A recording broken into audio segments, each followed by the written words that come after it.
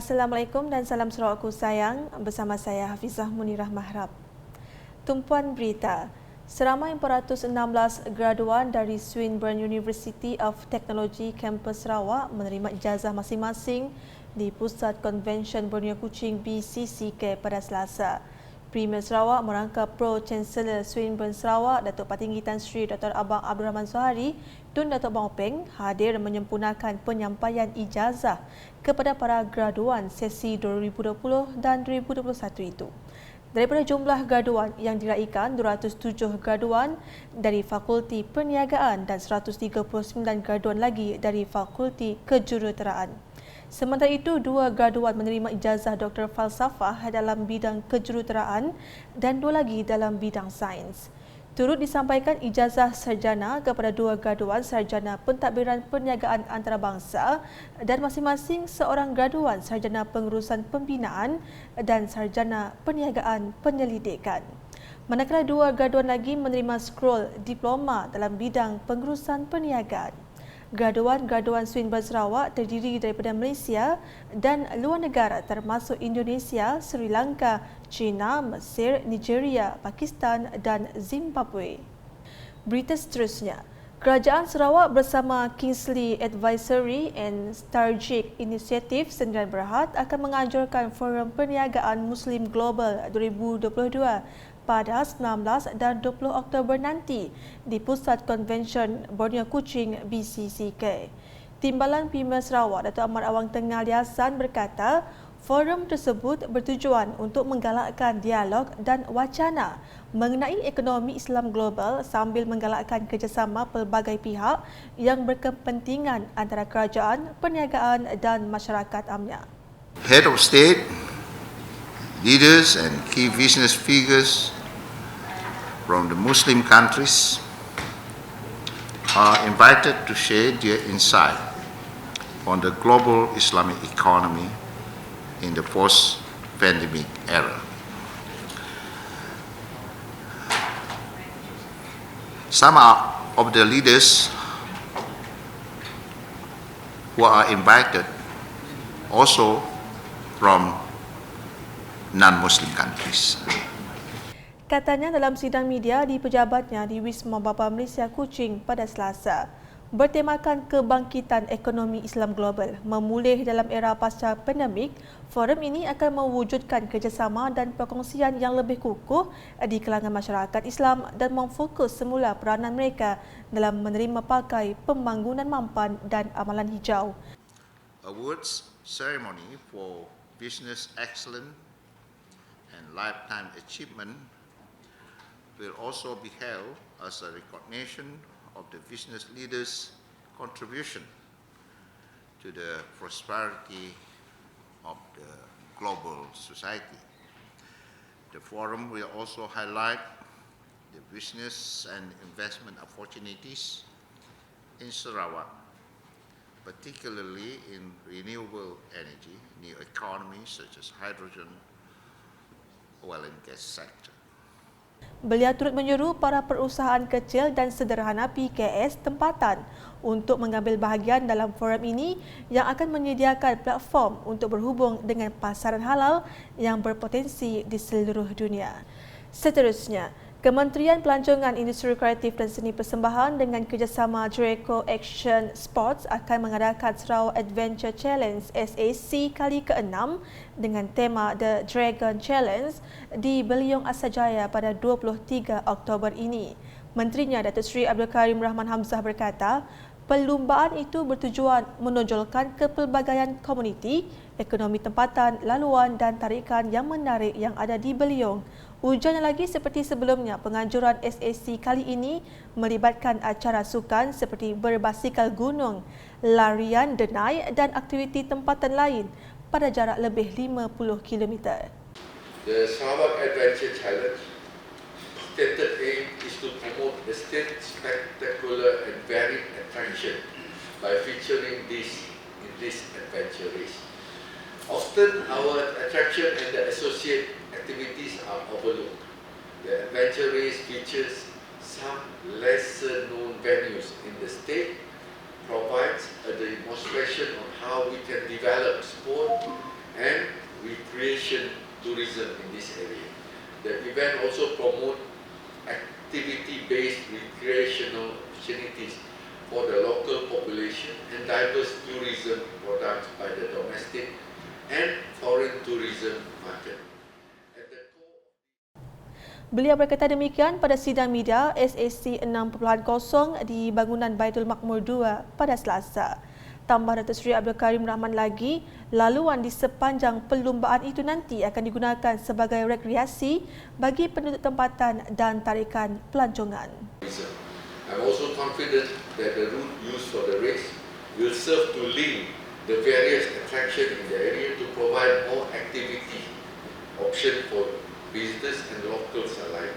Post-race, these routes have the potential to be used for local recreation and also would further promote Beliau as a tourism attraction.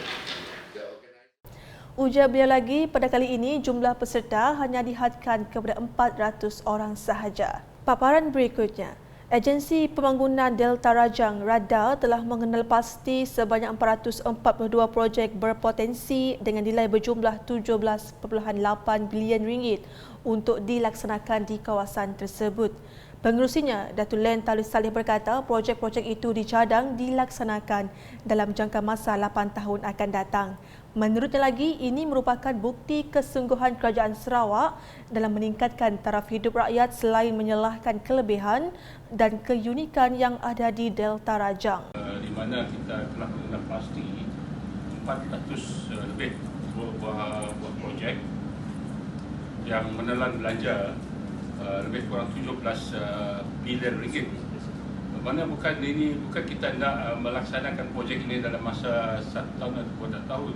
Apa yang kita menjelaskan di dalam mesyuarat itu ialah projek ini merangkumi dalam jangka masa 8 tahun yang akan datang. Tapi walaupun dari segi peruntukan telah diperuntukkan kepada setiap agensi ini termasuk RADA adalah 1.5 juta.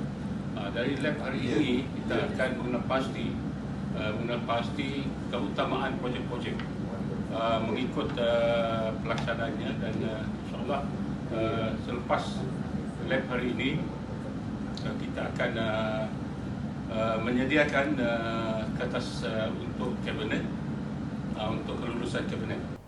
Beliau berucap semasa majlis makan malam sempena makmal sindikasi pelan pembangunan RADA di Hotel Waterfront pada Isnin.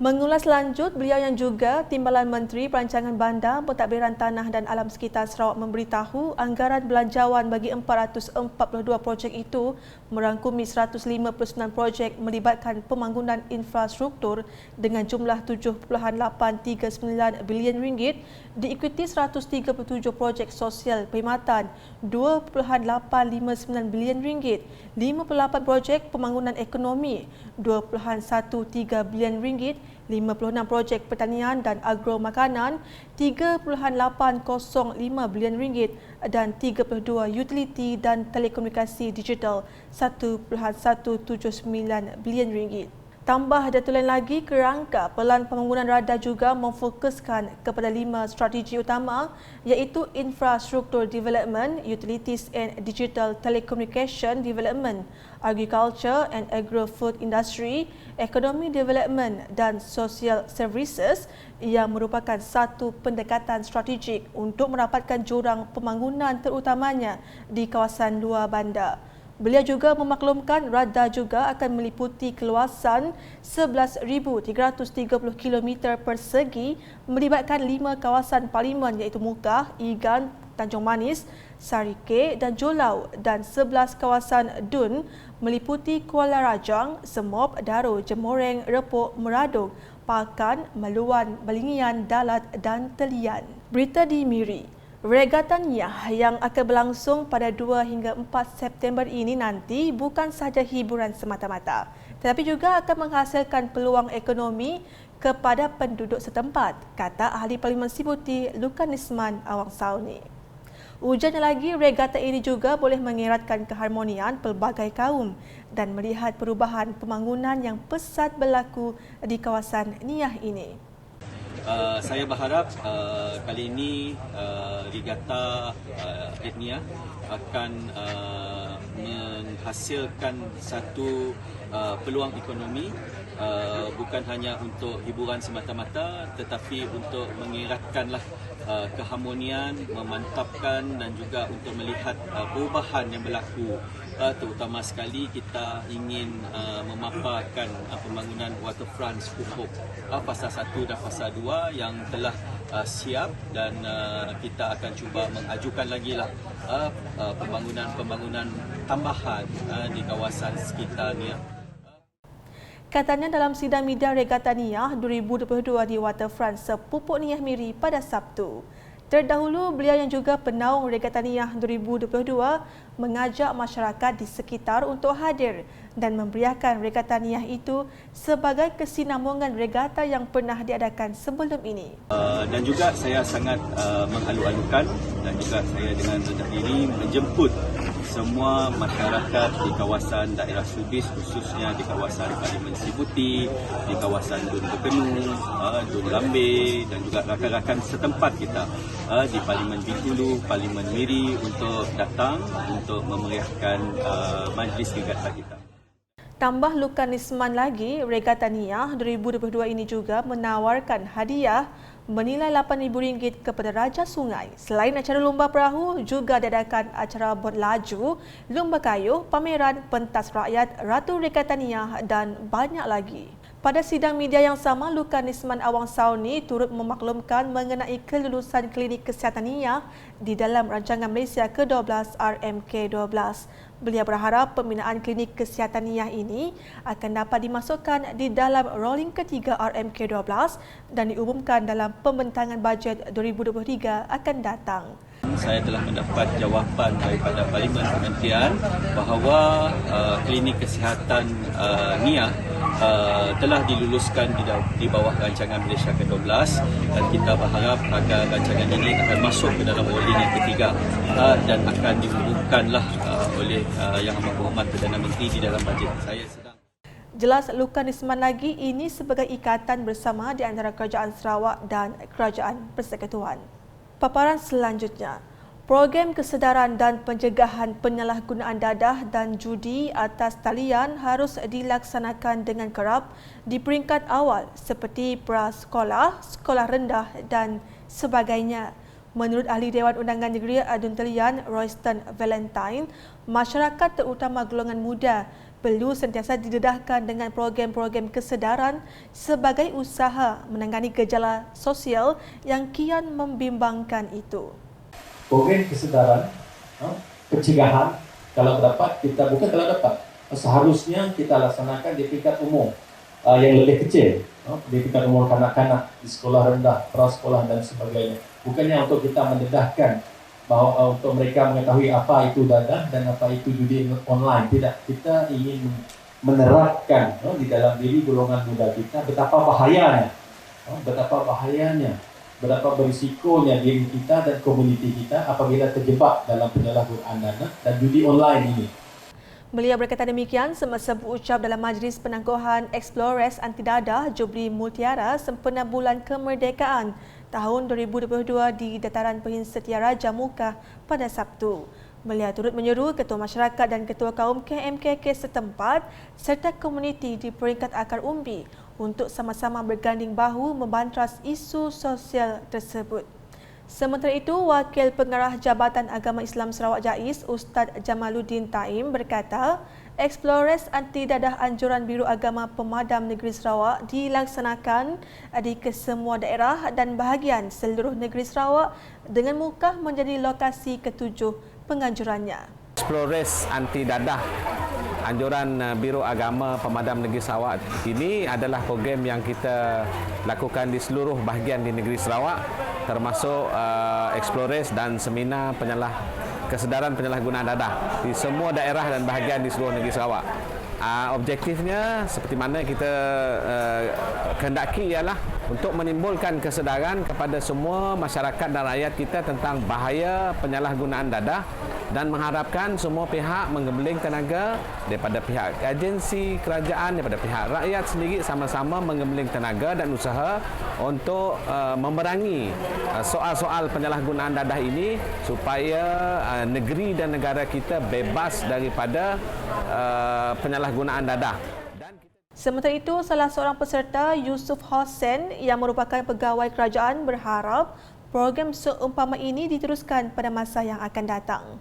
Saya sebagai peserta bagi program yang telah dianjurkan pada hari ini sangat berpuas hati, dan saya juga sangat bagi kumpulan ICT merakamkan terima kasih kepada penganjur dan harapan bagi pihak kami agar program seumpama ini boleh diteruskan lagi pada masa yang akan datang. Dari segi pengisian program pula, kita dapati untuk program berkenaan dengan anti dadah ini sangat baik, terutama sekali kepada anak-anak muda, anak-anak sekolah. Bagi Sheila Andrew pula, beliau berharap masyarakat setempat aktif melibatkan diri dalam aktiviti seperti ini untuk mendapatkan silaturahim antara sesama mereka. Lepas tu harapan saya sebagai masyarakat supaya masyarakat setempat tu supaya aktiflah melibatkan diri dalam aktiviti komuniti seperti ini supaya dapat mengeratkan silaturahim antara kita semua. Sebanyak 11 pasukan mengambil bahagian dalam program tersebut di mana mereka perlu menyelesaikan soalan-soalan yang telah diberikan dan setiap kumpulan bergerak dari satu lokasi ke satu lokasi menggunakan basikal. Berakhir saingan, kumpulan ICT Ibnu Khaldun dinobatkan selaku Johan, kumpulan ICT Khalid Al-Walid tempat kedua dan kumpulan ICT Al-Fatih di tempat ketiga. Berikutnya, bersempena sambutan Hari Kebangsaan 2022, Dewan Bandaraya Kuching Utara di BKU dengan kerjasama Rumah Ngaji dan Kompleks Islam Sarawak telah menganjurkan program Malaysia Quran Hour peringkat negeri Sarawak pada Selasa. Program yang dianjurkan sejak tahun 2015 ini merupakan program bacaan Al-Quran selama 1 jam yang digerakkan sempena mengambil momentum menyemarakkan semangat patriotisme. Ia juga bertujuan memberi kesedaran kepada masyarakat untuk memahami intipati dan erti kemerdekaan dalam membangunkan negara melalui intervensi yang diformulasikan daripada prinsip-prinsip Al-Quran. Hadir menyempurnakan program ialah pengarah di BKU Muhammad Khaidir Abang. Beliau turut menyampaikan hadiah dan cenderamata kepada peserta pertandingan melukis poster Ma'al Hijrah dan pertandingan tulisan hal. Sekian edisi malam bersama saya Hafizah Munirah. Berita lebih lanjut boleh didapati di semua platform media sosial UKAS termasuk portal ukas.sarawak.gov.my dan UKAS Channel di YouTube. Sebelum mengakhiri berita UKAS, kami warga Unit Komunikasi Awam Sarawak mengucapkan selamat menyambut Hari Kebangsaan 2022 kepada seluruh rakyat Malaysia. Marilah kita sama-sama kibarkan jalur gemilang sebagai tanda solidariti atas jasa dan pengorbanan pejuang tempatan dalam memperjuangkan kemerdekaan tanah air. #menyebar fakta. Salam UKAS.